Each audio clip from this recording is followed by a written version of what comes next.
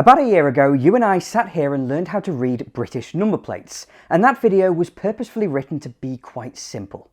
The idea was to teach people the basics of how to tell where a car is from and how old it is, but rather unsurprisingly, the comments descended into scholarship. Amongst the mile-long paragraphs from the people expanding on my behalf, and thank you very much, there were some requests for a second video where we'd go into a little more detail.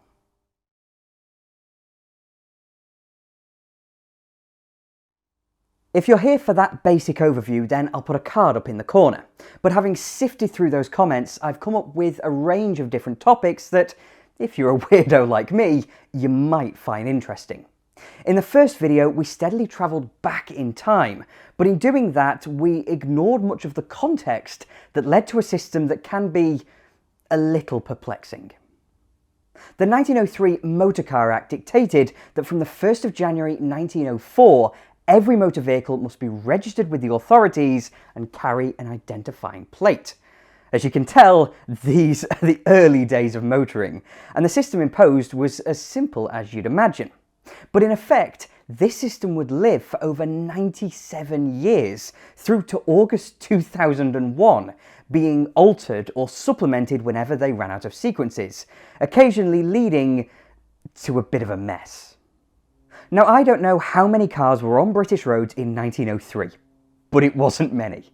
We're only 2 years out of the Victorian era, so even 5,000 could be excessive.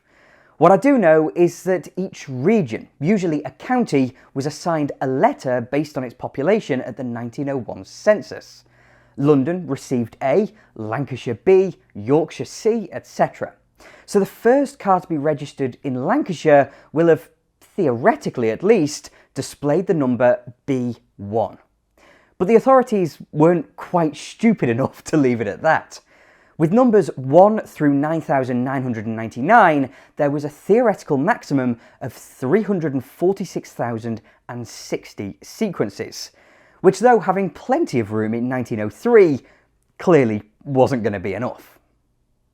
As such, each region was subdivided, towns and cities receiving one or several two-letter codes, so a car registered in Salford could have carried the number BA1.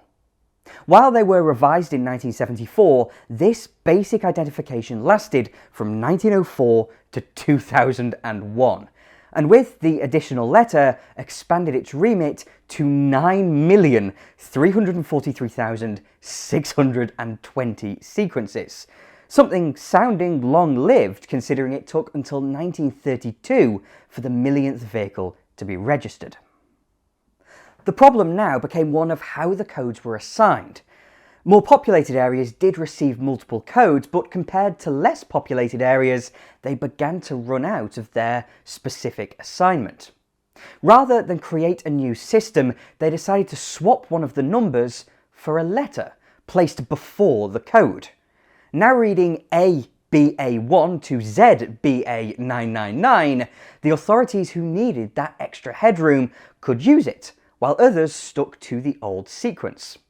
But as cars became something everybody could own, they'd run out again by 1953. Their latest solution was to reverse it, meaning that come the early 60s, when they ran out again, there was a mishmash of 1903, 1932 and 1952 systems all clashing. While each edition made sense, it was becoming a little disjointed, so government decided to start classifying vehicles not only by region, but also age. They added a seventh character, a suffix identifying the year in which the vehicle was registered. So a Salford car from 1963 would read anything from ABA1A to ZBA999A. The BA code is still in there, only now the suffix tells us the year. Great Britain had fully moved over to this suffix system by 1965 and the letter C, and the system would last for 20 years until suffix Y registrations were exhausted on the 31st of July 1983. The suffixes changed on the 1st of January only until 1967, when it was switched to the 1st of August to give dealers a slightly quieter Christmas. The side effect of your car's age being obvious is that the image conscious wanted a shiny new car every year, creating a rush on changeover day.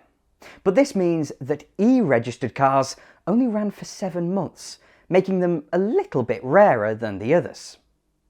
As you've probably come to expect, the system lasted until 2001 because they reversed it again.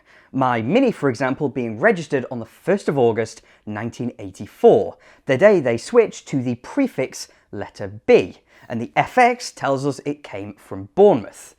So that is why the system evolved across nearly a century until it was entirely replaced on the 1st of September 2001. But as we've just established, the 1st of September isn't registration day. Partly due to ever more cars being registered, but mainly to flatten out that hump on the 1st of August, prefix R registrations, those between 1997 and 1998, were the final ones to run for a full year. S registrations from the 1st of August 98 would run until the 28th of February 1999. While from T-plates onwards, the system would change every 6 months on the 1st of March and the 1st of September. The last in the sequence, the prefix Y, would therefore run out on the 31st of August 2001, when that century-old system was entirely replaced. Something that seems to have come up in the comments of that last video is the idea that the old system was entirely straightforward to follow and that the new system is gobbledygook. And I can only imagine that's down to people's age, their attention spans, and rose-tinted glasses. In the system we've so far discussed, the area codes bear no resemblance to their locality, and the dates have to be decoded to understand them. Not only were these issues somewhat rectified, but the new system was designed to be more memorable, so if a vehicle was involved in a crime, for example, witnesses would be more likely to recite it. Take my E46 BMW. All modern plates are 7 characters long, and they're all in the same sequence. The final 3 letters are specific to the car, while HFO2 tell you where and when it was registered. The area codes are now mnemonic, so they make sense. A meaning Anglia, B meaning Birmingham, C meaning Cymru or Wales, and the H we see here standing for Hampshire, Dorset and the Isle of Wight. As before, the second letter indicates where within that region the car is from, though it is still largely unfathomable. The saving grace is that they're consecutive, so HA through HJ tells us it's from Bournemouth, or thereabouts anyway. But for all intents and purposes, it means that you can identify where vaguely a car is from without memorising the codes. If it starts with a Y, for example, it must be from Yorkshire. Similarly, the date code is designed to be somewhat transparent, O2 telling us quite simply that it's from 2002. Specifically between March and August, just as 25 tells us it's from the same period in 2025. The perceived complication comes from September to February, where 02 is followed by 52, then 03, 53, 04, 54 and onwards. In October 2025, the current date code is therefore 75, which to be fair is not the clearest in the world, but it ends in a 5 at least.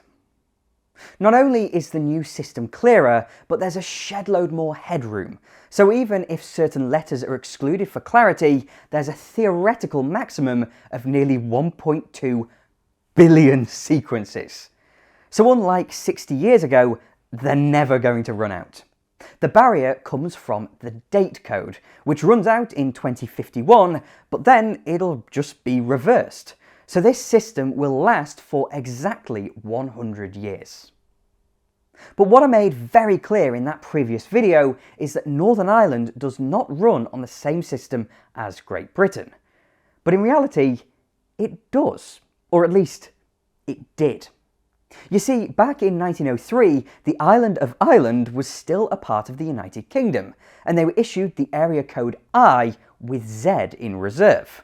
So far, so similar. But by the time they came to use Z registrations in 1926, the island of Ireland had been split between 2 different countries. The solution was simple. The Free State would use the expected ZA through ZZ area codes, while Northern Ireland would reverse that, adopting AZ through YZ. The Republic would use this original system until 1987, but Northern Ireland has never run out.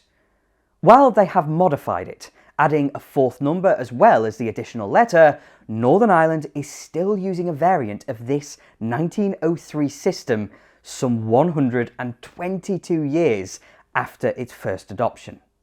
But I digress. This is almost turning into a more detailed rehash of that initial discussion. So we'll move on now to something I mentioned in passing, and that's personalised registrations. In order to understand this fully, however, I first want to talk about when cars are registered. Of course, the vast majority of cars retain their plates for their entire life, and dealers, for obvious reasons, want to register cars as close to the point of sale as possible. Now, only a couple of weeks ago, you and I studied this Triumph TR7, but it's not any Triumph TR7. Instead, this is an incredibly rare TR7 Sprint, complete with the 16-valve engine from the Dolomite Sprint. British Leyland only built around 60 of these cars, and they were all factory registered. That means that this car, SJW 541S, is only one number out from Tony Pond's rally car that was featured in the TR7 brochure for 1978. Consecutive registrations are exceedingly common at dealers across the UK, and with them wishing to register these cars as close to sale as possible, plus the sheer volumes they're going through, the DVLA tend to reserve a big clump of numbers for every car dealer around. It's therefore possible for a buyer to choose their car's plate from a big list the dealer has available. It's then a simple case of the dealer assigning a plate to that car, doing all the paperwork, and there we are. Now sure, this isn't made available to everyone, and while this is a form of personalisation, the choice isn't wide, but it brings us neatly onto private plates. As British cars tend to have their registrations permanently, you rather get what you're given. For many decades, there was no official way to buy or sell sequences. Now, the DVLA can revoke registrations, but it's unusual. For all intents and purposes, when you buy a car, it's yours, and in most cases, the numbers are transferable. I have the right to B931OFX and HF02TYK, so I could transfer these numbers onto different vehicles, just so long as it doesn't appear newer than the vehicle actually is. So while I could display B931OFX on my BMW, I could not display HF02TYK on the Mini. Of course, you'd have to do all the paperwork, and certain plates aren't transferable for whatever reason, but this ability led to an industry. By the early 1970s, there were businesses who'd find short or interesting plates, strip them from a donor car, and receive a form telling them that plate was now on retention. They then sold this to whoever was willing to pay, and eventually, certain plates were trading for big money. Seeing this gold mine they were now sat on, the DVLA has run auctions since 1989, selling unused sequences as cherished registrations. In the last video, we discussed Q plates, the change in colours at the end of the 60s, and the standards to which the lettering, sizing, etc. adheres to. I showed you why, for example, this plate is perfectly legal to display on my Mini, but is technically illegal, at least nowadays, to manufacture. The legislation is mental, and there's a reason the classic car fraternity ignores it, because who'd want plates that aren't period correct? Anyway, what I failed to mention is what happened to the bikes. Until 1975, motorcycles, like everything else, had to show a plate at the front and a plate at the back. But as there isn't a flat surface to mount a front plate, they were instead fitted sideways on the front mudguard. This had obvious repercussions for pedestrian safety at a time when plates were generally made out of metal. So since then, bikes have been the exception, requiring only a yellow rear plate. But as for vehicles that don't display any registration, there are only a handful, and they are the official cars of state that the king is ferried about in, a fleet of Bentleys and Rolls Royces, and for the same reason, you may have noticed the hearse carrying Elizabeth II was free of any identity. But this only extends to those official cars of state. The Prime Minister's Range Rover always carries a plate, as do the royal family's personal cars. So that's something of a deeper dive into the UK's number plate system, but there's still a fair chunk I haven't mentioned.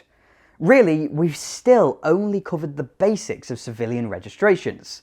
There's trailers, military plates, trade plates and diplomatic plates all still waiting in the tank, and I'm sure there are more peculiarities that people will undoubtedly mention below. But as opposed to my usual style of videos, I don't want to take absolute liberties with your attention span.